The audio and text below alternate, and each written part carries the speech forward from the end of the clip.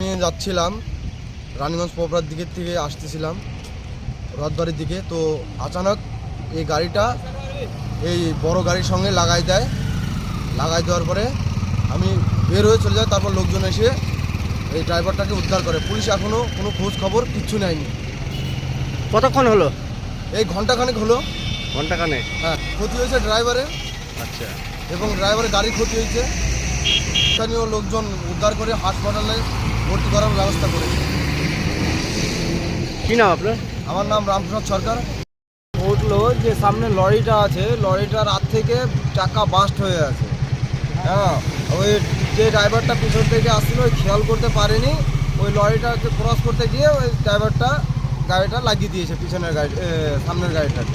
আচ্ছা। এটাই আমি এসে দেখতে পেলাম। অথবা ড্রাইভার পুরো তোরা মানে আহত হয়েছে। হ্যাঁ, পায়ে অনেকটা আঘাত লেগেছে, প্লাস মাথা টাথা ফেটে গেছে। ওকে হাসপাতালে নিয়ে যাওয়া হয়েছে। হ্যাঁ, আটকা পড়ে গেছে। পুলিশ এসছে? পুলিশ এখনো অব্দি আসেনি।